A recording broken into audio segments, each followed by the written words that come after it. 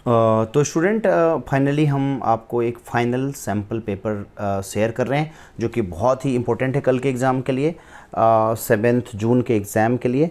और ये sample paper 6 आपको जो इसका जो बेसिक कॉन्सेप्ट है वो डिफ़िकल्ट कॉन्सेप्ट पर बेस्ड है। तो लेंदी क्वेश्चंस होंगे, बट लेंदी इसलिए शेयर कर रहे हैं कि कुछ हार्ड क्वेश्चन भी ज़रूर आते हैं एग्ज़ाम में, तो हम पहले से तैयार रहें। ओके, तो चलिए फाइनली देख लेते हैं सेक्शन ए के क्वेश्चंस को। प्लीज़ वॉच करिए, जल्दी जल्दी फटाफट शेयर मैं कर देता हूँ। लास्ट मोमेंट पे आप लोग थोड़ा भी रिवाइज़ कर लेंगे तो क्या पता कौन सा पेपर आप में से आपको कितना क्वेश्चन का सपोर्ट दे दे। तो इस तरह से section A question 1 probability based है। Let a coin be tossed thrice, let A be event getting exactly 2 heads and B be the event last throw results in a head, then are the events A and B independent। तो logic based है बिल्कुल। आपको अभी आपको solution भी share कर दूंगा, पहले क्वेश्चंस को फटाफट देख लेते हैं। सेक्शन ए के क्वेश्चन नंबर 2 को देख लीजिए। A and B are two independent events such that probability of A bar equal to 0.7, probability of B bar equal to A, probability of A union B equal to 0.8, then find A। Direct formula based question है, बहुत easy question. Question 3, the plane AX plus BY plus CZ equal to 1 meets coordinate axes at A, B and C, then find the centroid of triangle ABC। मतलब वही हमें coordinate of centroid find करना है, centroid का coordinate find करना है triangle ABC का। तो then find the centroid of triangle ABC। Question 4 को देखिए, find a unit vector along vector I + 2j - 2k। Question number 5 differential equation based question है, ऑर्डर एंड डिग्री पे based है। Question number 6 evaluate करना है integral, और उसमें option में भी दिया हुआ है, तो आपको जो इजी लगे वही करिए। सेक्शन ए ख़त्म होता है। सेक्शन बी पे आप देख सकते हैं, सेक्शन बी के क्वेश्चन में क्वेश्चन नंबर 7 एग्जैक्टली ये आपको वेक्टर बेस्ड क्वेश्चन है। क्वेश्चन नंबर 8 डिफरेंशियल इक्वेशन का क्वेश्चन है। क्वेश्चन नंबर 8 में ऑप्शन भी दिया हुआ है डिफरेंशियल इक्वेशन में। क्वेश्चन नंबर 9 आपको डेफिनिट इंटीग्रल बेस्ड क्वेश्चन है। क्वेश्चन नंबर 10 3D का क्वेश्चन है, उसमें ऑप्शन भी दिया हुआ है हमें। क्वेश्चन नंबर 10 में ऑप्शन को भी देख सकते हैं। इस टाइप के क्वेश्चन हमने कराए हैं आपको पिछले सैम्पल पेपर्स में। मैं उम्मीद करता हूँ कि आपको अभी इस टाइप के क्वेश्चन एग्जाम में आता है, तो यू कैन डू।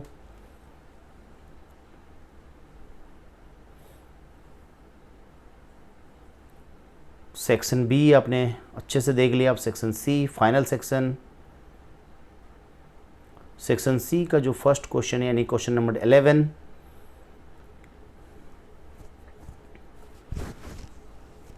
AOI पर बेस्ड है, एप्लीकेशन ऑफ इंटीग्रल पर बेस्ड है।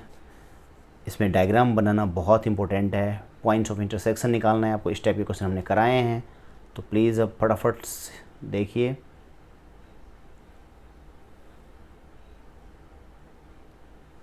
वेरी सॉरी कि मैं थोड़ा लेट हो गया आप लोगों को शेयर करने में ये लास्ट पेपर, बट स्टिल कोई बात नहीं। अभी आप लोग यदि आराम भी कर सकते हैं तो आराम करिए, और सुबह में देख लीजिए इसको, कोई दिक्कत नहीं है। लास्ट मोमेंट पे यदि आपने एक बार भी रिवाइज़ कर लिया तो आपको वहाँ एग्ज़ाम में बहुत बड़ा सपोर्ट हो जाएगा। क्योंकि कई बार क्या होता है, केस बेस्ड क्वेश्चन किसी सैम्पल पेपर से मिल जाता है, कभी सेक्शन सी के AOI के क्वेश्चन मिल जाते हैं, कभी सेक्शन बी के 3D के क्वेश्चन मिल जाते हैं। तो अलग अलग पॉसिबिलिटीज़ है, यहाँ प्रोबेबिलिटी भी लग रहा है आपके सैम्पल पेपर्स पे। ओके, तो सेक्शन सी के क्वेश्चंस आप देख पा रहे हैं। क्वेश्चन नंबर 12 आपका 3D बेस्ड है, 13 प्रोबेबिलिटी बेस्ड है। Question number 14 case based question है, डेटा बेस्ड क्वेश्चन है। आप देख सकते हैं पहले तो कुछ आपको कंडीशन दिया, अच्छे से पढ़ लीजिए। इस केस बेस्ड क्वेश्चन ये अलग टाइप का है, यहाँ पर ये केस बेस्ड क्वेश्चन है, राइट। तो दिया है कि 3 students in a group studying the concept of the partial fraction, यानी आपके कैलकुलस के ही टॉपिक को देखिए बना दिया, और इसमें दिया हुआ है कि but they were confuse well solving the question. But आप लोग एग्ज़ाम में कन्फ्यूज़ मत होइएगा, कल अच्छे से करिएगा। They didn't have any idea to how to start the solution. One of the student told them for the integration by partial fraction, first we must check we are dealing with polynomial and degree of numerator is less than the degree of denominator and proceed for partial fraction. If not, divide the numerator by denominator and write it as numerator by denominator equal to quotient plus remainder by denominator। ये सब topic हम लोगों ने पढ़ा हुआ है।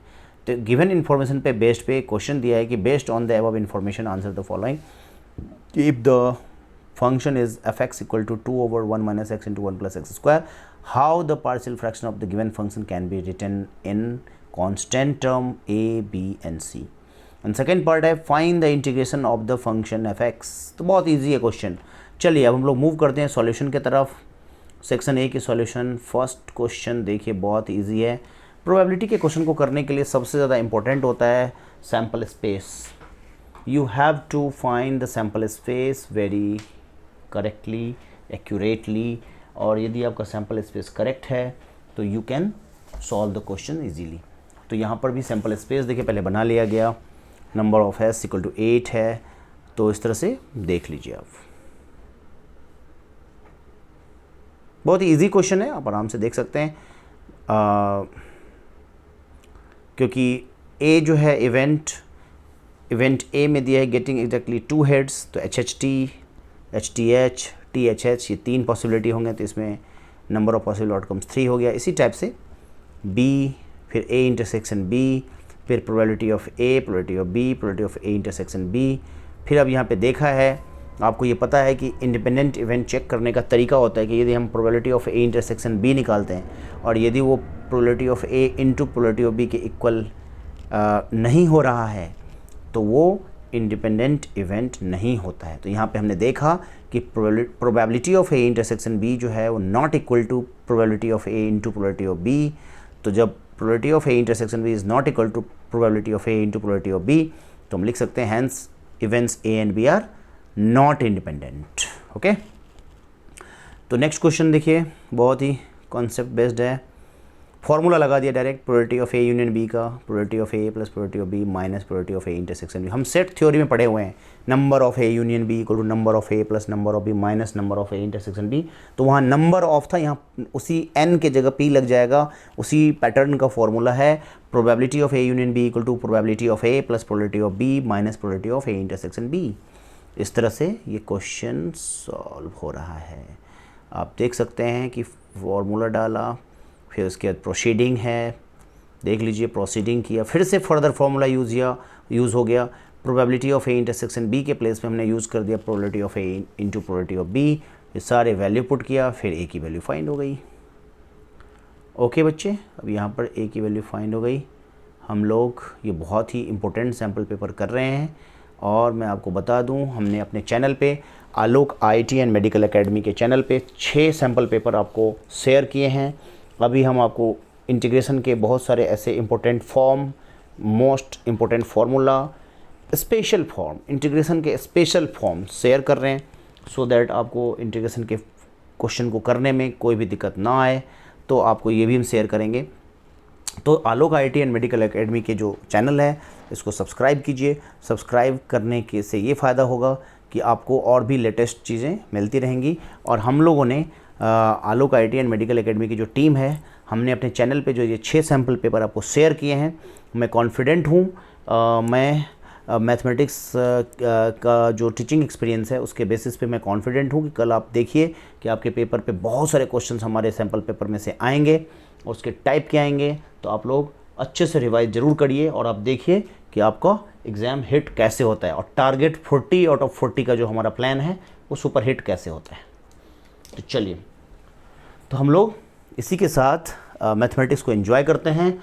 और ये क्वेश्चन नंबर 2 में मैंने बताया था कि फर्दर हमने फार्मूला लगाया था probability of A intersection B का, और वो होता है probability of A into probability of B. Finally A का वैल्यू कैलकुलेशन करने से आ गया था 2/7। हम क्वेश्चन नंबर 3 पे मूव कर जाते हैं।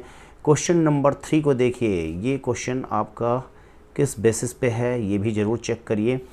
तो आपको प्लेन पे है, 3D का क्वेश्चन है, और प्लेन का इक्वेशन लिखा है, स्टैंडर्ड फॉर्म होता है ax + by + cz = 1 and meets the x-axis, y-axis and z-axis at B and C, then coordinates are, तो यहाँ पर जो है कोऑर्डिनेट्स निकाल लिया a b c का। और जब आप जानते हैं जब x एक्सिस पर मिलेगा तो x पार्ट होगा, अदर y और z कुछ भी नहीं होगा, 0 0 होगा। तो 1/a 0 0, दूसरा पार्ट जब y एक्सिस को टच करेगा तो y पे कोऑर्डिनेट होगा तो 0, 1/b फिर 0, फिर जब z एक्सिस को टच करेगा तो उसमें z पार्ट होगा बट x और y पार्ट 0 होगा तो 0 0 1/c, ये सब पार्ट है, ऐसे कॉन्सेप्चुअल पार्ट है। सेक्शन ए में कॉन्सेप्ट होता है, डायरेक्ट लगाना होता है। तो अब सेंट्रॉइड निकाल दिया। आप देखिए सेंट्रॉइड का फॉर्मूला होता है, हमको याद होगा आपको कि सेंट्रॉइड ऑफ यदि किसी ट्रायंगल के तीनों वर्टिसेस का coordinate x1 y1 x2 y2 x3 y3 होता है तो centroid of the triangle is x1 + x2 + x3 divided by 3, y1 + y2 + y3/3, z1 + z2 + z3/3। तो ये फॉर्मूला लग गया और फाइनल आंसर आ गया। और यहाँ x1 का काम 1/a कर रहा है, y1 का 0, z1 का 0, x1 y1 z1 1/a 0 0, x2 y2 z2 का काम कर रहा है 0 1/b 0, और x3 y3 z3 का काम कर रहा है 0 0 1/c। तो इस तरह से ये हमारा हो गया। अब देखते हैं क्वेश्चन नंबर 4। तो unit vector along i + 2j - 2k is, तो देखिए यूनिट वेक्टर यदि किसी वेक्टर के अलोंग निकालना है तो उस वेक्टर में उस वेक्टर के मैग्नीट्यूड से हम डिवाइड कर देते हैं, ये कॉन्सेप्ट होता है। ठीक है, ये याद रखिएगा कि देखिए 2 मार्क के क्वेश्चन कई बार आपको बहुत ही 2 मार्क का क्वेश्चन जो होता है वो आपको ध्यान रखना है। तो 2 मार्क के जो क्वेश्चंस होते हैं ये आपको ध्यान रखना है कि कुछ क्वेश्चन तो बहुत ही इजी वे में टैकल हो जाता है, बट कुछ क्वेश्चन थोड़ा हल्का सा खिंचाता है, बट कोई दिक्कत नहीं है, लॉजिक बेस्ड होता है। तो यहाँ पे मैंने आपको बता दिया कि किसी भी वेक्टर के अलोंग यदि मुझे यूनिट वेक्टर फाइंड करना है तो उसी वेक्टर में हम उस वेक्टर के मैग्नीट्यूड से डिवाइड कर देते हैं तो फाइंड हो जाता है। क्वेश्चन नंबर 5 पे मूव ऑन करते हैं। दिया हुआ डिफरेंशियल इक्वेशन नोट कर लिया, वो है 3 × dy/dx whole square - d2y/dx square plus 5। यहाँ पर हम देख लेते हैं कि ये आपका 5x है, थोड़ा सा ये ब्लर है बट एनीवे हम ट्राई करते हैं। 5x कोई वेरिएबल है, ओके, तो वेरिएबल मान लेते हैं, x मान लेते हैं, प्लस 5x = 0। चलिए तो नेक्स्ट इसको देखते हैं। यदि मैं इसमें ऑर्डर की बात करूं तो देखिए लिखा है कि p = order of differential equation. तो आप देख सकते हैं कि इसमें जो है dy/dx का टर्म भी है, d2y/dx स्क्वायर का टर्म भी है। तो d2y/dx स्क्वायर हायर ऑर्डर है, तो हायर ऑर्डर जो होता है वो डिग्री लिया जाता है, तो इसमें ऑर्डर इसका 2 हो गया। और जो हायर ऑर्डर का टर्म होता है उसका जो एक्सपोनेंट होता है वो इसकी डिग्री होता है, तो इसमें उसका एक्सपोनेंट 1 है। हायर ऑर्डर वाला जो टर्म है d2y/dx स्क्वायर उसका एक्सपोनेंट 1 है, तो उसकी डिग्री हो गई 1। तो इस तरह से हमें फाइंड क्या करना था, फाइंड करना था 3p - 2q, बस p और q की वैल्यू डाल दीजिए। 6 - 2 बिकॉज 3 × p, यानी 3 × 2 6 - 2 × 1, तो 6 - 2 is 4 final answer. Okay, question number 6 section A का लास्ट क्वेश्चन। तो इस तरह से हम क्वेश्चन को देखते हैं।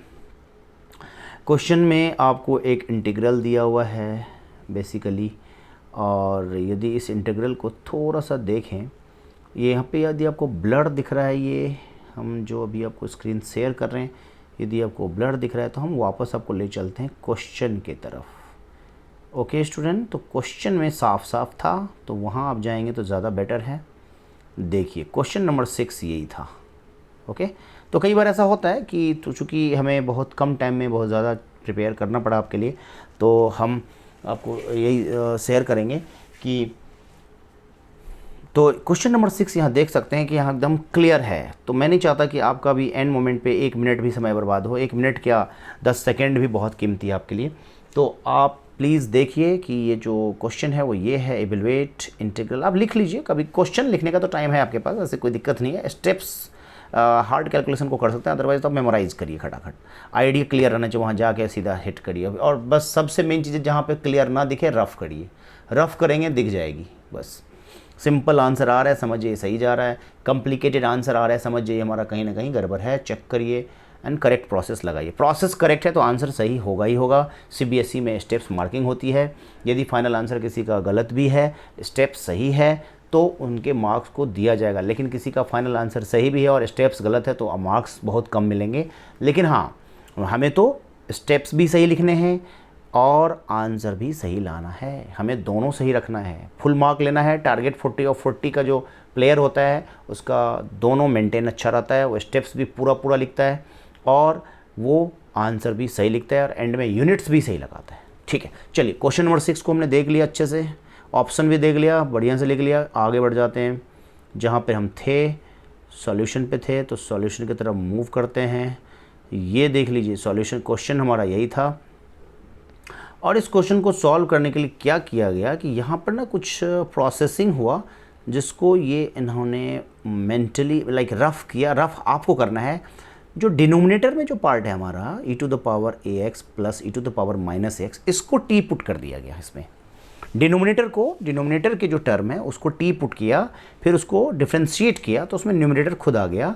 तो इस तरह से आपका ये सॉल्व हो जाएगा अपने आप। देखिएगा मैंने आपको मेन हिंट बता दिया, इंटीग्रेशन का सबसे मेन चीज़ यही होता है कि हम किसको टी पुट करें।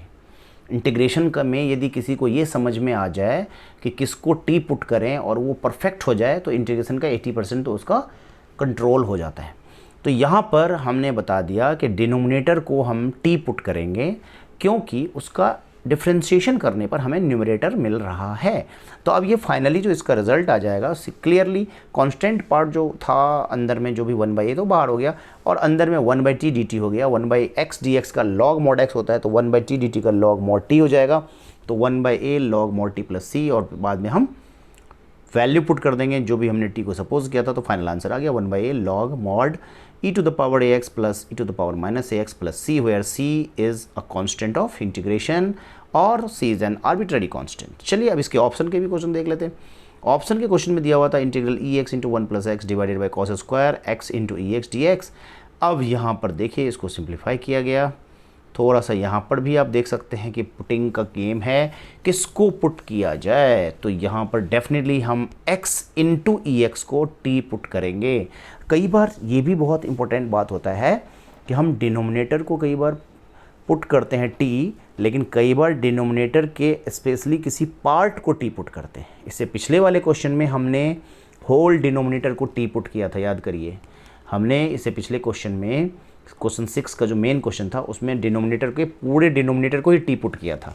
बट क्वेश्चन नंबर 6 का जो ऑप्शन है, इस ऑप्शन में हम होल डिनोमिनेटर को टी पुट नहीं कर रहे हैं। हम जो डिनोमिनेटर है कॉस स्क्वायर एंड उसका एंगल है एक्स ई एक्स, तो हम कॉस स्क्वायर का जो एंगल है ना उसको टी पुट कर रहे हैं, यानी एक्स ई एक्स को टी पुट कर रहे हैं। तो जब एक्स ई एक्स को टी पुट करेंगे तो उसको डिफ्रेंशिएट करने पर हमें न्यूमरेटर का टर्म मिल रहा है और ये हो जाएगा integral D T divided by cos square T. Cos square को जब हम ऊपर ले जाएंगे तो आपको पता है कि कॉस स्क्वायर जो ऊपर जाएगा तो सेक स्क्वायर बनेगा, because 1/cos square equal to sec square होता है। तो sec square T D T, और सेक स्क्वायर का डायरेक्ट इंटीग्रेशन फॉर्मूला होता है tan t प्लस सी, और t यहाँ पे वैल्यू पुट कर दीजिए तो tan t की जगह आ जाएगा एक्स ई एक्स प्लस सी।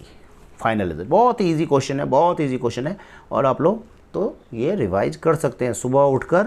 ये आपका एक तरह से समझिए कि ब्रेकफास्ट तो आप करेंगे ही करेंगे एग्जाम में जाने के लिए, तो एक तरह से ये मैथमेटिक्स का भी ब्रेकफास्ट हो जाएगा ये आपका।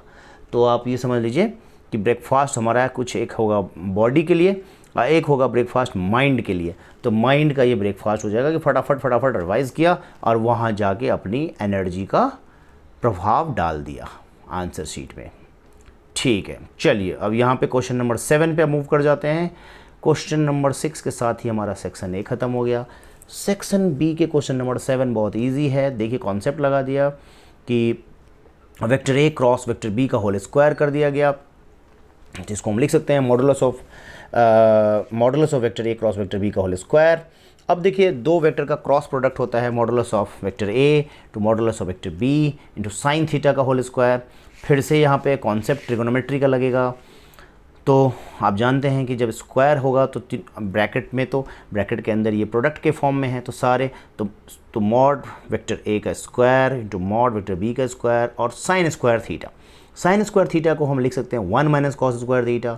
अब यहाँ से फिर से प्रोसीडिंग किया, थोड़ा सा इसमें ये हो रहा है कि जो ब्रैकेट के बाहर का जो टर्म है उसको हम अंदर में ले जाएंगे तो दोनों को इंटू करेगा, फिर आपका रिज़ल्ट आ रहा है। देखिए धीरे धीरे फाइनल रिज़ल्ट जो आएगा वो आपको एक रिज़ल्ट आ रहा है, बिकॉज यहाँ पर आप देखें तो इस क्वेश्चन में dot product and cross product दोनों यूज़ हो गया, जहाँ पर हम जानते हैं कि vector A cross vector B equal to magnitude of vector A into magnitude of vector B into sine theta होता है।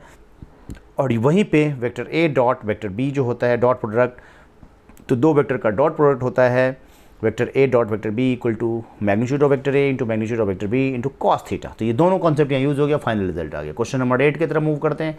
डिफरेंशियल इक्वेशन का क्वेश्चन है क्वेश्चन नंबर 8, और यहाँ पर d Y by D x equal to आपका e to the power x minus y plus x square into e minus y, यानी d Y by D x equal to e to the power x minus y plus x square into e to the power minus y.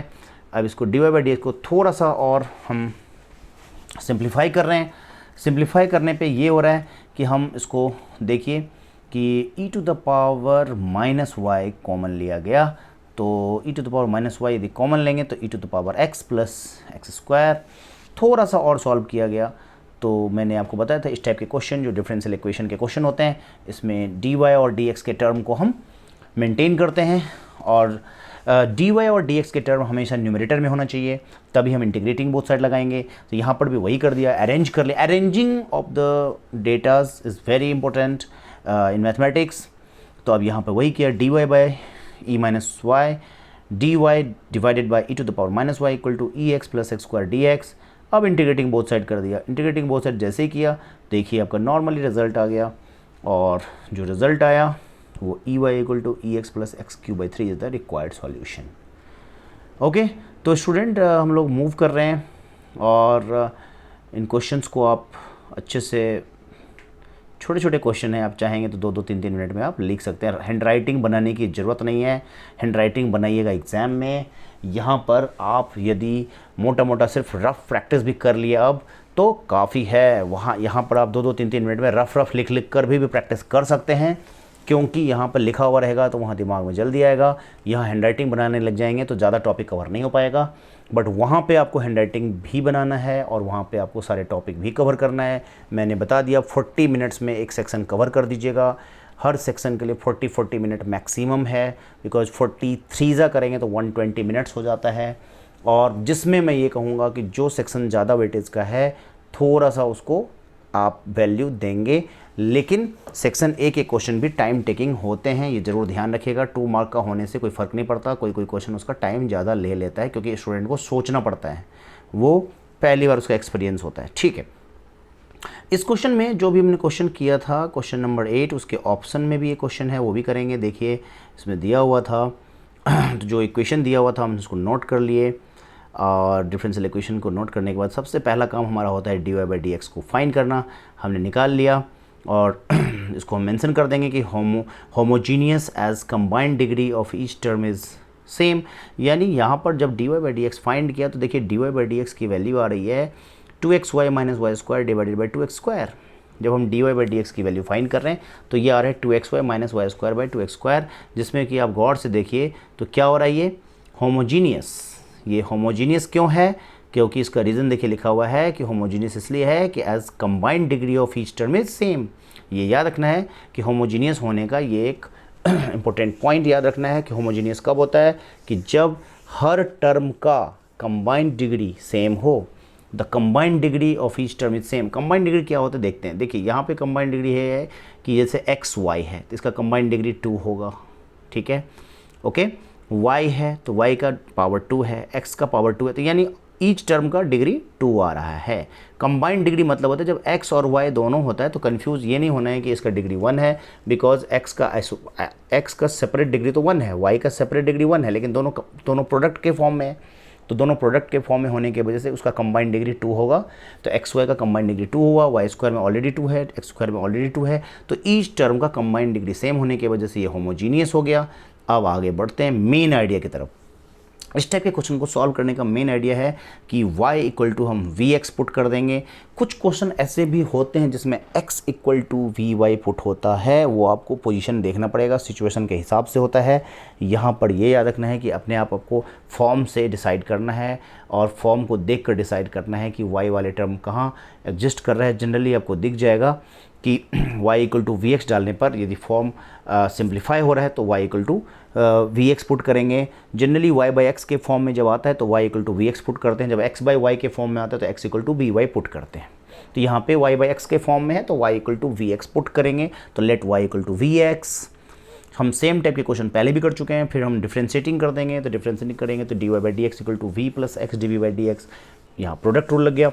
अब हम क्या करेंगे, D Y by D X की value और y equal to V X की value, ये दोनों value ऊपर के इक्वेशन में पुट कर दिया, सिंप्लीफाई किया, तो सिंप्लीफाई करने पर आपको ये रिजल्ट आ रहा है। देखिए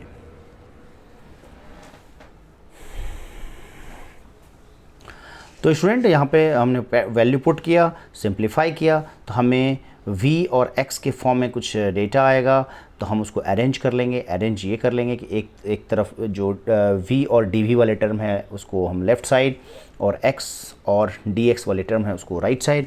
तो जब उसको हम अरेंज कर लेते हैं उसके बाद इंटीग्रेटिंग करेंगे। इंटीग्रेटिंग करने पे आपको ये टर्म आ जाएगा minus integration v to the power minus 2 dv equal to integration 1/2x dx। Solve किया, ये आ रहा है 1/v equal to 1/2 log mod x plus c।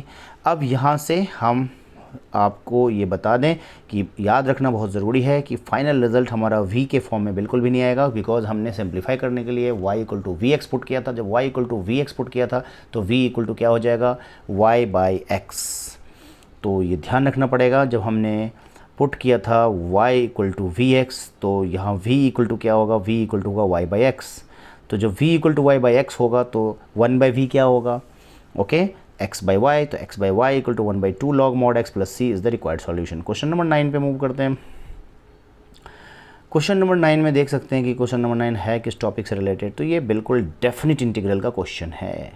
देख सकते हैं, देखिए डेफिनेट इंटीग्रल का क्वेश्चन है 0 to a 1 by X plus root A square minus x square D X. Okay, integration का लिमिट है 0 to a 1 over X plus root A square minus x square D X. थोड़ा सा इसको देखिए तो property लगेगा और इसमें हम इसको सेट किए तो ये 0 टू पाई बाई 2 और 1 ओवर ए साइन थीटा प्लस रूट ए स्क्वायर माइनस ए स्क्वायर साइन स्क्वायर थीटा ए कॉस थीटा थीटा। यहाँ क्या हुआ कैसे हुआ ये देखते हैं। कहानी है, इसमें स्टोरी है छोटा सा, यहाँ पे कहानी पे आना पड़ेगा। ये जो राइट साइड में आपको दिख रहा है ना, ये याद रखना है, मैथ्स में भी आपको बैकग्राउंड में जाना होता है।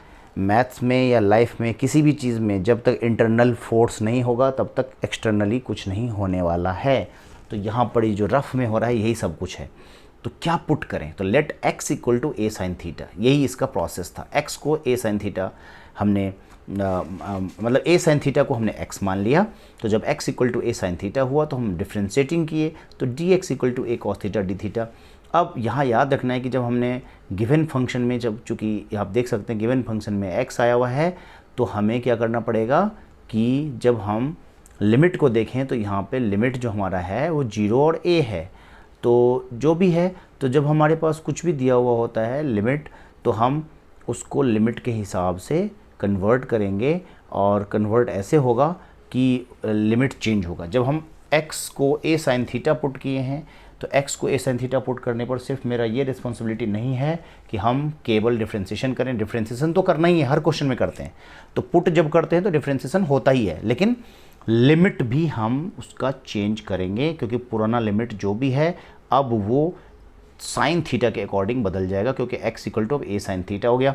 ओके, तो जब x इक्वल टू 0 होगा तो हम पुट कर देते हैं। जब x इक्वल टू 0 वहाँ पुट करेंगे तो क्या होगा, आप देखिए x इक्वल टू 0 पुट होगा। क्यों किया 0, क्योंकि जो स्टार्टिंग के जो इंटीग्रेशन है उसका लोअर लिमिट 0 है और अपर लिमिट a है।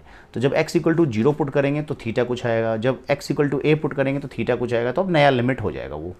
तो अब यहाँ पे देखिए कैसे किया। तो व्हेन x इक्वल टू 0, जब 0 पुट किया तो x इक्वल टू 0 पुट करते ही हमारा साइन थीटा क्या हो गया, साइन थीटा 0। तो साइन थीटा 0 कब होता है, जब थीटा 0। तो यानी कि x इक्वल टू 0 पर थीटा भी 0 आ रहा है। जब x इक्वल टू a किया तो साइन थीटा क्या होगा, साइन थीटा क्लियरली हो जाएगा a/a, तो 1। तो साइन थीटा इक्वल टू 1 होने से थीटा हमारा π/2, तो हमारा नया लिमिट बन गया। अब नए लिमिट को यूज़ कर दीजिए, 0 टू π/2 एक्सप्रेशन आ गया, डाल दिया, थोड़ा सिंप्लीफाई किया तो ये आ गया। देखिए सिंप्लीफाई होता जा रहा है, ये सिंपल, क्योंकि ब्रैकेट रूट के अंदर में जो आपको a square minus a square sine square theta, a square common आ रहा है, 1 minus sine square cos square आता है, 1 minus sine square equal to cos square का बाहर कॉस, तो a कॉस थीटा बाहर आ रहा है, a कॉमन आ रहा है दोनों में, तो एक sign theta plus cos theta हो गया। अब ये हो गया 0 टू आई हो गया 0 to π/2 cos theta by sine theta plus cos theta. अब यहाँ पे एक प्रॉपर्टी यूज़ करेंगे, याद रखना है, प्रॉपर्टी पर इंटीग्रेशन बेस्ड क्वेश्चन आ सकता है। आप याद रखिएगा, प्रॉपर्टी बेस्ड क्वेश्चन भी डेफिनेट इंटीग्रल का एक बहुत बड़ा इंपॉर्टेंट क्वेश्चन माना जाता है। और अब हम प्रॉपर्टी कौन सा यूज़ कर रहे हैं, देखिए ये बहुत ही इंपॉर्टेंट प्रॉपर्टी है जो कि एग्जाम में आ सकता है, इस पर इंटीग्रेशन को पूछा जा सकता है। ये भी एक एग्जामिनर के माइंड में ये क्वेश्चन ज़रूर आता है देने के लिए, तो आप ज़रूर इसको इम्पोर्टेंट के तौर पे लें। तो using the property 0 to a f x dx equal to 0 to a f a minus x d x होता है। क्या होता है प्रॉपर्टी, प्रॉपर्टी होता है कि integration 0 to a f x dx equal to integration 0 to a f a minus x, limit same ही रहेगा 0 टू a, तो एफ एक्स का क्या हो जाएगा, f a minus x d x. अब इसको प्रॉपर्टी लगा दीजिए, यहाँ पर 0 हमारा 0 है और a की जगह पर π/2 है, तो जब एफ ए माइनस एक्स होगा तो जहाँ जहाँ पर थीटा था वहाँ पे साइन π/2 माइनस थीटा हो जाएगा, क्योंकि a की जगह पर यहाँ पर π/2 है और x की जगह पर थीटा है, तो a माइनस एक्स मतलब π/2 माइनस थीटा। तो हो गया, आई लगा दिया, प्रॉपर्टी लगा दी, तो आई इक्वल टू हो गया 0 to π/2 cos π/2 minus theta divided by sine π/2 minus theta plus cos π/2 minus theta d theta. थोड़ा सा सिंप्लीफाई किया तो आई इक्वल टू हो गया 0 to π/2 sine theta by cos theta plus sine theta d theta. दो equation मिला यहाँ पर, ये याद रखिए। अभी जब आपने प्रॉपर्टी लगाया तो इससे जो रिजल्ट आया इक्वेशन नंबर 2 हो गया, देखिए। और इससे पहले जब हमारा स्टार्टिंग में जो इंटीग्रेशन था, जब प्रॉपर्टी नहीं लगाया था स्टार्टिंग का, उसको इक्वेशन नंबर 1, दोनों इक्वेशन को ऐड कर देंगे। ये खास बात इस टाइप के क्वेश्चन में यही होता है, प्रॉपर्टी लगाने से पहले वाला जो इक्वेशन है इक्वेशन 1, प्रॉपर्टी लगने के बाद जो इक्वेशन है इक्वेशन 2, दोनों इक्वेशन को ऐड कर दिया, एडिंग इक्वेशन 1 एंड 2। तो दोनों इक्वेशन को जब ऐड करेंगे तो इक्वेशन 1 और 2 को ऐड करने पर आई, इक्वेशन 1 में भी लेफ्ट साइड में आई है, इक्वेशन नंबर 2 में भी लेफ्ट साइड में आई है, क्योंकि उसी आई में हमने प्रॉपर्टी लगाया तो लेफ्ट साइड तो सेम ही रहेगा, तो I plus I 2i equal to, देखिए 2i इक्वल टू हो गया आपका इंटीग्रेशन 0 टू π/2 और दोनों इंटीग्रेशन के पार्ट जुड़ जाएंगे। तो देखिए एक में साइन है, एक में कॉस है, सेकेंड इक्वेशन में साइन थीटा है, फर्स्ट इक्वेशन में कॉस थीटा था, तो cos theta plus sine theta दोनों इक्वेशन जुड़ गए, sign theta plus cos theta, denominator में भी sign theta plus cos theta, दोनों कैंसिल हो रहे हैं, तो एक सिंपल आपका आंसर लास्ट में आ रहा है। तो इंटीग्रेशन 0 टू π/2 1 डी थीटा का सीधा थीटा हो जाएगा, तो थीटा रिजल्ट हो गया, एंड 0 टू π/2, तो फिर अपर माइनस लोअर, तो π/2 माइनस 0, तो π/2 फाइनल आंसर। तो हमारा ये आई का आंसर आया, लेकिन ये याद रखना है ये आई का आंसर मतलब 2i का आंसर आया, आई का नहीं आया। ये जो π/2 आया ये आई का नहीं आया, बाय मिस्टेक मैंने अभी मतलब स्लिपिंग टंग हुआ, मैंने आपको ये बोल दिया कि आई का आंसर आया। अभी जो आपका निकला था ये जब आपने थीटा में π/2 और 0 पुट किया था, तो याद रखना है कि अभी तो आप सिर्फ इंटीग्रेशन के रिजल्ट को निकाल रहे थे, क्योंकि डी थीटा का थीटा होता है और अपर लिमिट π/2 लोअर लिमिट 0, जब अपर माइनस लोअर करेंगे तो ये हो जाएगा π/2 माइनस 0, तो π/2 आ गया, तो ये 2i इक्वल टू π/2 आया। ओके, क्योंकि लेफ्ट साइड में हमारा जब हम दोनों इक्वेशन को ऐड किए थे तो i प्लस आई 2i हो गया था, तो 2i इक्वल टू π/2, तो i इक्वल टू π/2/2, तो π/4। तो गलती से कई बार क्या होता है, यदि टाइम प्रेशर में एग्जाम में होते हैं तो कई बार हम आंसर को इमेच्योर वे में रिप्रेजेंट कर देते हैं, तो ये ध्यान रखना है कि एंड में हमारा वो चीज़ पेशेंस रहना बहुत ज़रूरी है। कि अभी अभी हमने जब किया था तो जब π/2 माइनस 0 किया था तो π/2 जो आया था वो हमारा 2i का रिजल्ट था, तो 2i equal to π/2, i equal to π/2 divided by 2, यानी π/2 मल्टीप्लाई 2, तो पाई डिवाइडेड बाई 4, तो ये फाइनल आंसर हमारा हो गया i इक्वल टू π/4।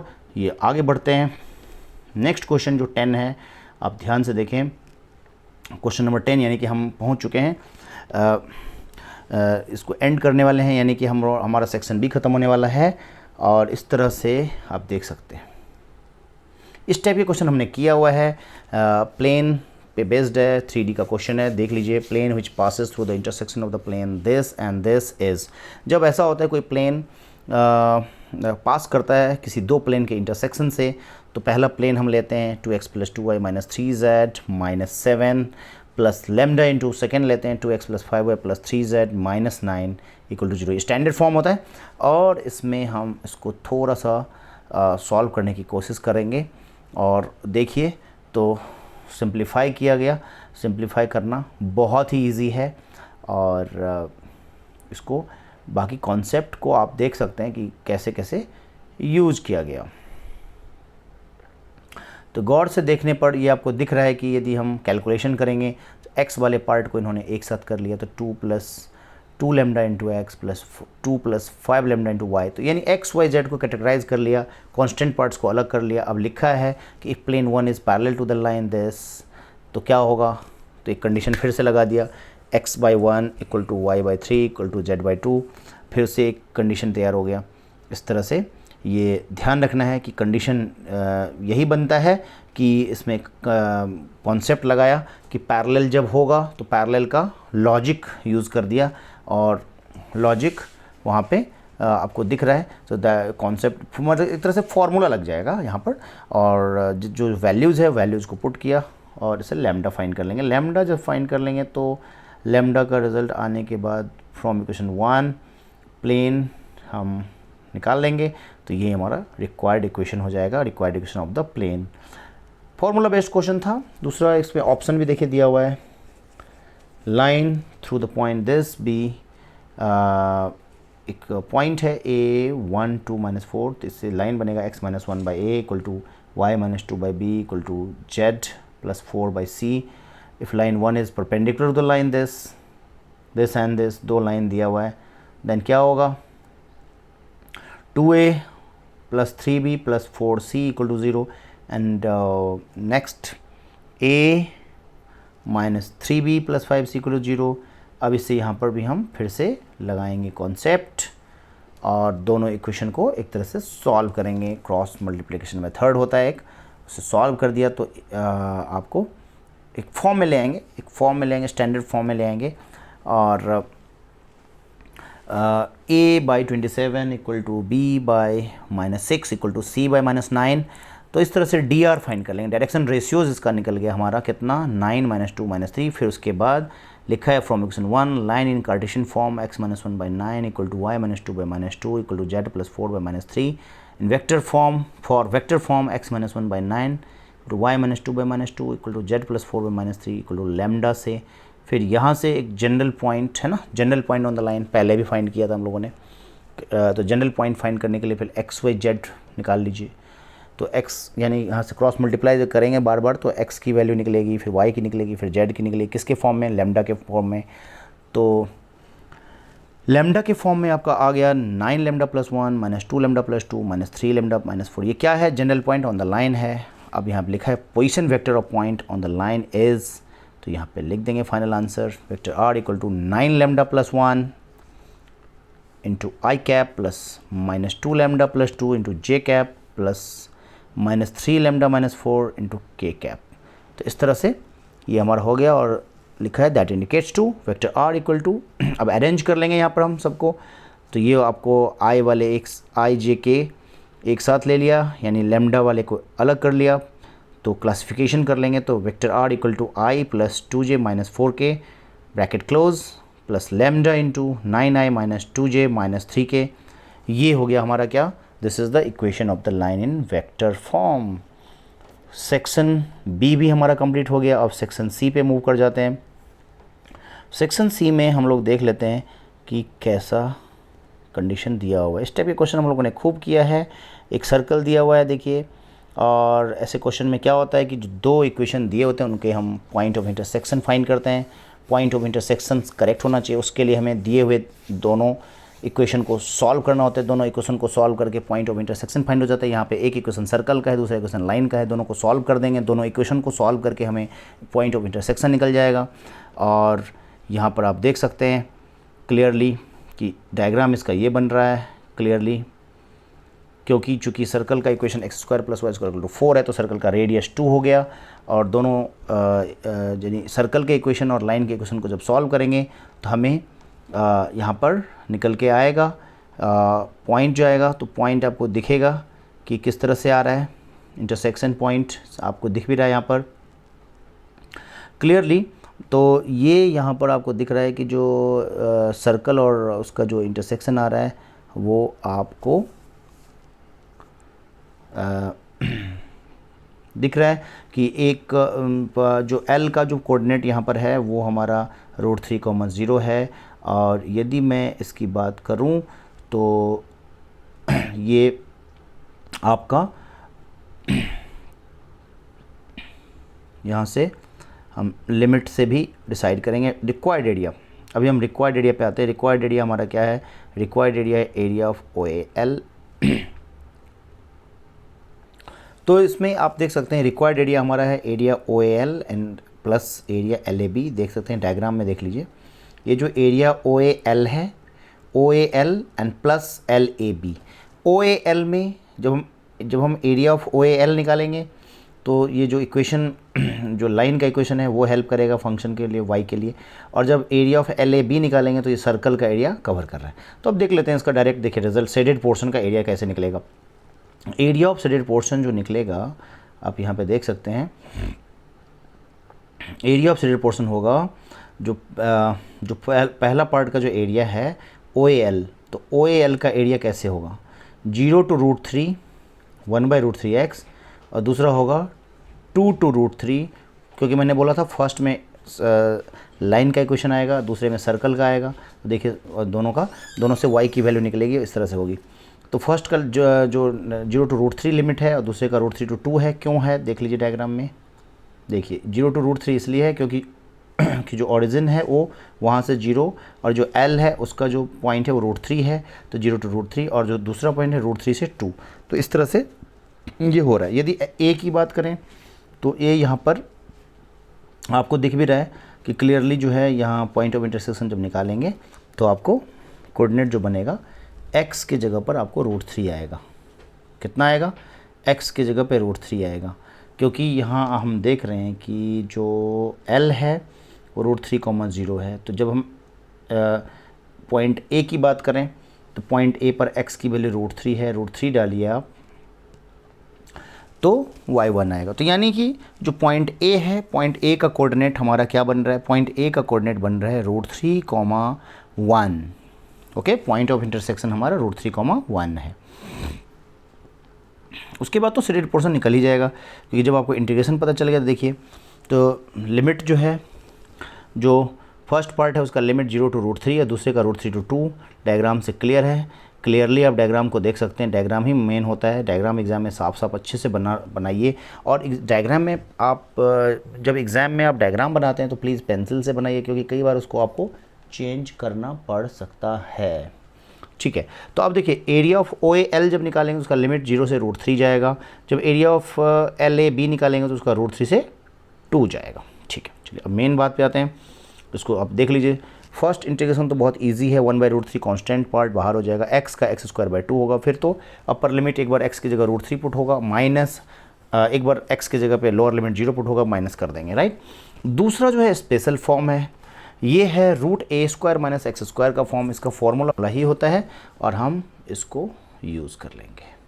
उसके बाद तो आपको पता ही है कि पहले इंटीग्रेशन का फॉर्मूला करेक्ट लगाइए, फिर आप अपर माइनस लोअर कर देंगे, सॉल्व करेंगे। सिंप्लीफाई इसका इतना इजी नहीं है, ये ध्यान रखिएगा, बिकॉज साइन इन्वर्स के फंक्शन जो आपने क्लास 12th में NCERT में जब आपने पढ़ा होगा तो आपने यूज़ किया होगा इन्वर्स ट्रिगोनोमेट्री। इन्वर्स ट्रिगोनोमेट्री में जो फॉर्मूला होता था वो सब यूज़ होगा। साइन इन्वर्स 1 कहीं आ जाता है तो वो साइन इन्वर्स sin π/2 लिखा जाता है, फाइनली π/2 आ जाता है। तो इस टाइप का कॉन्सेप्ट सब यहाँ यूज़ होगा। फाइनली सॉल्व कर दीजिएगा, π/3 आंसर आ रहा है। इसके ऑप्शनल के क्वेश्चन को भी देख लीजिए।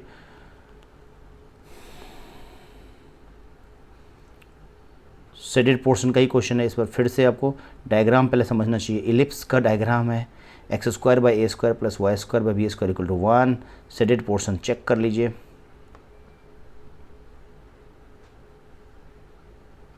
ओके, तो अब इस तरह से हम देखते हैं इसका क्वेश्चन इस तरह से सॉल्व होगा।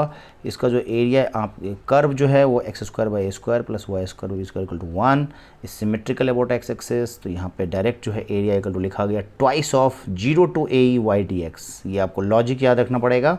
ट्वाइस इसलिए क्योंकि दोनों साइड है, आप देख सकते हैं, देखिए दोनों साइड है इसलिए ट्वाइस। तो एक साइड का निकाल के उसको ट्वाइस कर दिया और लिमिट लगाया 0 to a E. 0 to a ई क्योंकि अब देख लीजिए 0 से ए ई तक जा रहा है, ठीक है, तो लिमिट हो गया 0 टू ए ई और वाई डी एक्स। ओके, तो यहाँ से अब थोड़ा सा आप उसको निकालेंगे तो ये आपको फाइनली कुछ पार्ट्स है जो कांस्टेंट पार्ट्स है वो बाहर होगा 2b by a 0 to a e. Y की जगह पे वैल्यू आ गया रूट ए square minus square D x. यहाँ पर डायरेक्ट फार्मूला वही फार्मूला लगा जो पिछले क्वेश्चन में मैंने आपको बताया था। और यहाँ पे ठीक है, तो ये फॉर्मूला लग जाता है रूट ए square minus x square root ए square minus x square D x का डायरेक्ट फॉर्मूला होता है x by 2 into root A square minus x square. ये ध्यान रखना है,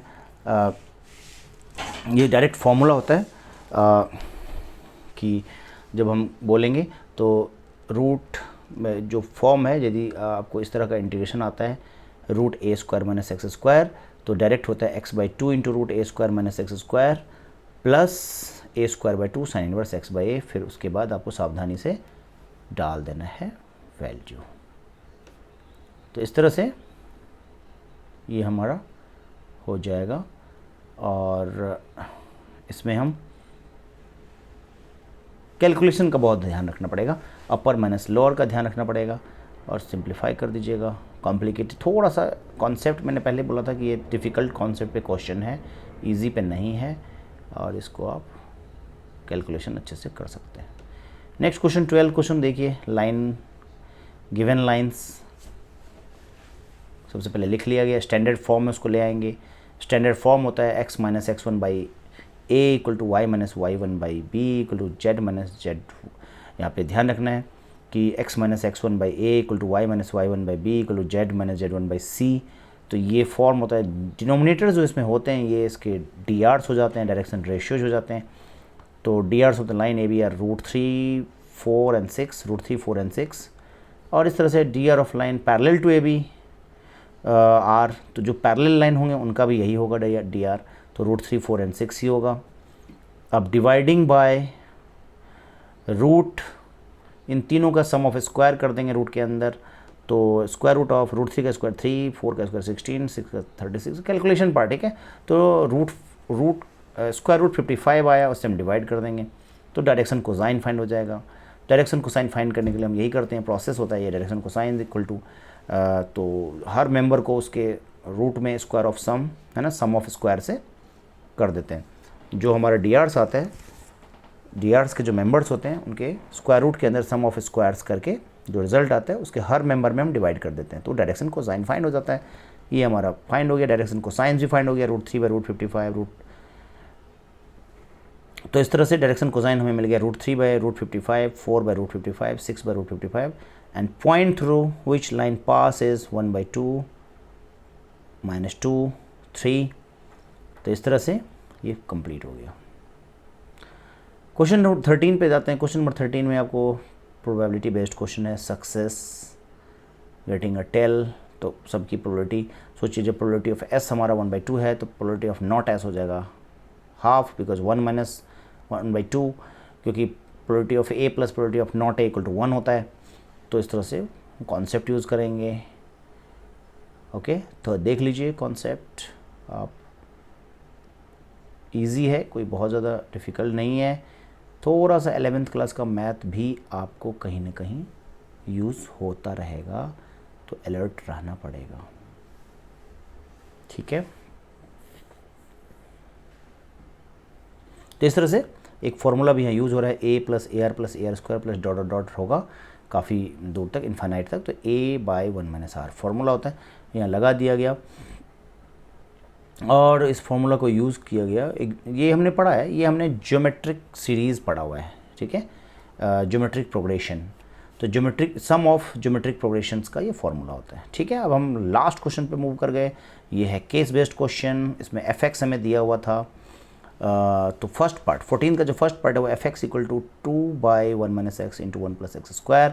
इसको सपोज कर लेंगे a/1 - x plus b x plus c by 1 + x²। ये हमारा फर्स्ट पार्ट हो गया। सेकेंड पार्ट में थोड़ा सा इसको इंटीग्रेट कर लिया जाए, क्योंकि इंटीग्रेशन फाइंड करने के लिए बोला था। तो integral f x d x equal to integral, फिर उसके हम क्या करेंगे कि इसको सॉल्व करने का कुछ प्रोसेस ध्यान रखना है कि पहले सबसे पहले आप मेन फंक्शन को लिखा 2/1 - x इंटू 1 + x² dx, फिर आपको स्प्लिट कर दिया गया, स्प्लिट कर दिया जो था। अच्छा, इसमें क्या है कि कुछ इंटरनल प्रोसेस है जो यहाँ पे रफ़ प्रोसेस नहीं शो किया गया, आपको ये खुद करना पड़ेगा, रफ़ करिएगा। इस टाइप के क्वेश्चन हम पहले कई बार कर चुके हैं। तो क्या करना पड़ेगा कि ये जो a/1 - x plus b x plus c by 1 + x² है, इसको थोड़ा एलसीएम निकाल के फिर आपको लेफ़्ट साइड और राइट साइड के डिनोमिनेटर तो कैंसिल ही हो जाएंगे क्योंकि सेम ही है डिनोमिनेटर। तो उसके बाद जो न्यूमरेटर से न्यूमरेटर बच जाएगा, तो न्यूमरेटर और न्यूमरेटर को कंपेयर किया जाएगा, उसके कोफिशिएंट्स है ना इक्वेट किए जाएंगे। तो याद रखना है कि डिनोमिनेटर तो कैंसिल हो जाएंगे दोनों के, बट दोनों के न्यूमरेटर्स को अरेंज करके हम उसके कोफिशिएंट्स को इक्वेट करेंगे। तो ए, बी और सी की वैल्यू निकाल लेंगे और फिर जो हमने सपोज किया था a/1 - x plus b x plus c by 1 + x², उसमें ए और बी और सी की वैल्यू पुट करेंगे तो एक नया इंटीग्रेशन बन जाएगा ईजी, जिसका इंटीग्रेट करना बहुत ईजी हो जाएगा। इसको पार्शियल फ्रैक्शन बोलते हैं। पार्शियल फ्रैक्शन में हम जब कांस्टेंट की वैल्यू निकाल लेते हैं तो उन्हीं को यूज़ कर लेते हैं उस फॉर्म में, स्पेशल फॉर्म में, और इसको स्पेशल फॉर्म ऑफ इंटीग्रेशन भी बोलते हैं। तो इस तरह से ये क्वेश्चन एग्जाम में आने का बहुत चांस है, इस टाइप का जरूर आएगा। पार्शियल फ्रैक्शन बहुत इंपॉर्टेंट होता है। तो इस तरह से ये आपका ए बी सी की वैल्यू जब डाल दिए तो नया जो है एक इंटीग्रेशन से हमारा दो इंटीग्रेशन बन गया, और ये बन गया integral 1/1 - x dx plus integration x + 1/1 + x² dx। तो 1/x dx का log x होता है, 1/x dx का log mod x होता है। तो फाइनली रिजल्ट आ गया आपको कैलकुलेट करने पर। फर्स्ट पार्ट का तो minus log mod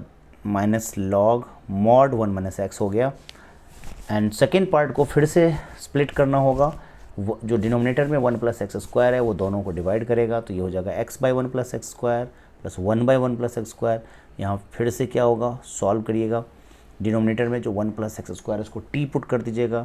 t put करेंगे तो फिर आप देखेंगे 1/x mod x 1/x dx का फॉर्म आएगा, और 1/x dx का फिर से log mod x ही होता है। तो इस तरह से दो इंटीग्रेशन में तो 1/x dx यानी log mod x का फॉर्म आ गया। और जो सेकेंड मतलब थर्ड इंटीग्रेशन जो आ रहा है 1/1 + x² dx, इसका तो डायरेक्ट फॉर्मूला होता है कि 1/1 + x² dx = tan inverse x। तो फाइनल रिजल्ट हमारा आ गया। और इस तरह से स्टूडेंट्स आपने देखा कि हम लोगों ने बहुत सारे सैम्पल पेपर के बहुत ही इंपॉर्टेंट क्वेश्चन सबको ईजी वे में रिवाइज़ किया। एक तरह से रिवीजन करा रहे हैं हम आपको। अब पढ़ने का टाइम तो था ही था, अब हम लोगों ने रिवीजन कर लिया। इस तरह से हमने 6 सैम्पल पेपर आपको शेयर कर दिया। आलोक IIT एंड मेडिकल एकेडमी के चैनल पे आपको जो ये 6 सैम्पल पेपर शेयर किया गया है, मैं विश करता हूँ कि ये सैम्पल पेपर आपने बहुत अच्छे से रिवाइज़ कर लिया है और आप लोग कॉन्फिडेंस के साथ एग्ज़ाम दीजिए। आपने इन 6 सैम्पल पेपर के अलावा भी जितने भी किए हैं NCERT, जितने भी आपने sample paper, other sample paper या आपके टीचर जो भी पढ़ा रहे थे, जो भी आपको इम्पोर्टेंट बताएं, सबको करिए।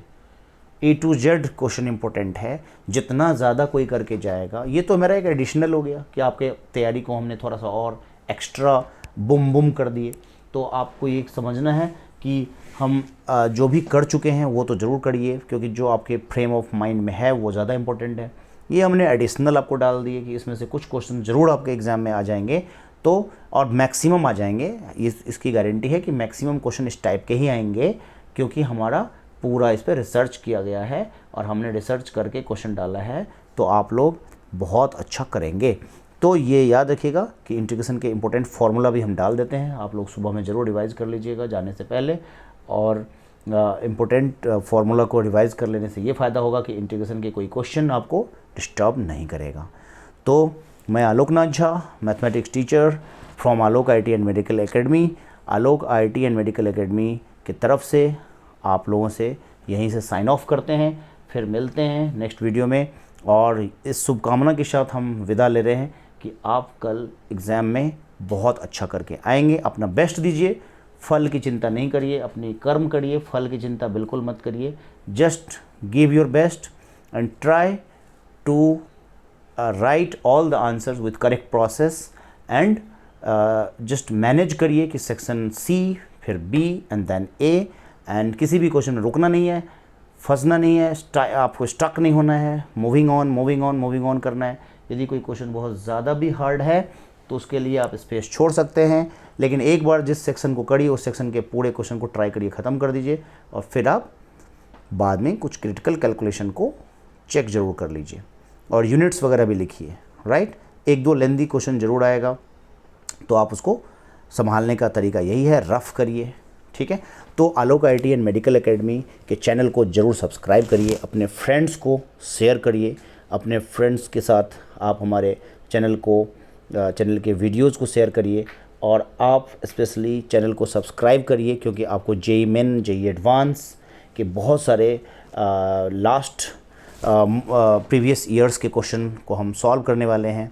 प्रीवियस ईयर्स के आईआईटी जेईई और जेईई मेन, जेईई एडवांस के बहुत सारे क्वेश्चन पेपर को हम सॉल्व करने वाले हैं, और 2023 में हम आपको रैंक दिलाने के लिए बहुत हेल्प करने वाले हैं।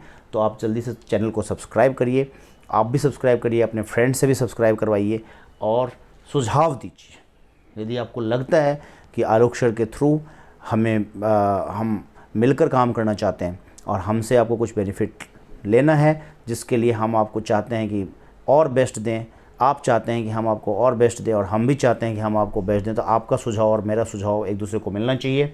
डेफिनेटली मैं तो अपना सुझाव दे ही देता हूँ ज़्यादा से ज़्यादा, लेकिन जब आप देंगे तो मुझे भी लगेगा कि यस आपको हमें मतलब आपसे हमको इंटरेक्ट करने का मौका मिल रहा है। तो आप हमें सजेशन दीजिए।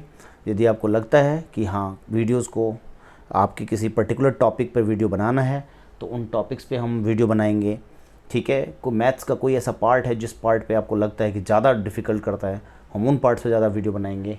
और रैंक लेने के लिए, क्रैक करने के लिए, एग्ज़ाम को क्रैक करने के लिए स्पेशली हम स्ट्रेटजी भी तैयार करेंगे। लेकिन स्ट्रेटजी कितना भी बना लें, आपको ये याद रखना है कि मैथ्स के क्वेश्चन प्रैक्टिस मांगता है। एवरी डे यदि आप 1 घंटा, 2 घंटा, 3 घंटा, 4 घंटा जितना दे सकते हैं देना है। कॉपी में रिटन होना चाहिए, ओरली पढ़ना बंद कर दीजिए। मैथ्स कोई स्टोरी की बुक नहीं है। जितना ज़्यादा आप प्रैक्टिस करेंगे आप खुद ही हमें बताएंगे कि हाँ सर ये आइडिया नहीं, ये आइडिया भी लग सकता है। तो आप एक आइडिया से मैं करूँगा तो दूसरा आइडिया आप भी बता देंगे। तो दैट मीन्स रिटन करने पर आपके दिमाग में थॉट्स ज़्यादा चलेगा। ओके, तो स्पोर्ट की तरह, मैथमेटिक्स एक स्पोर्ट की तरह है। स्पोर्ट है, फुल्ली स्पोर्ट है। इसमें आप एंजॉय कर सकते हैं, बहुत सारे इमेजिनेशन कर सकते हैं, लॉजिक्स भरा पड़ा है। तो आप डेफिनेटली हमें सजेशन दीजिएगा। और पहले तो कल के एग्ज़ाम के लिए बहुत शुभकामना है। हमारी टीम की तरफ से आपको पूरा शुभकामना है, मेरे तरफ से शुभकामना है कि आपकी एग्ज़ाम अच्छा जाए और आपका जो मेहनत है, मेहनत आपका रंग लाए। और आपने जितना भी पूरे साल में मेहनत किया है सब आपका देखिए बहुत अच्छा जाएगा और उससे आपको बेनिफिट मिलेगा। तो चलिए अब हम आपको ज़्यादा टाइम नहीं लेते हुए हम यही कहेंगे कि आप जल्दी से फटाफट आप लोग तैयारी में लग जाइए और क्वेश्चन की प्रैक्टिस करिए। All the best, bye bye.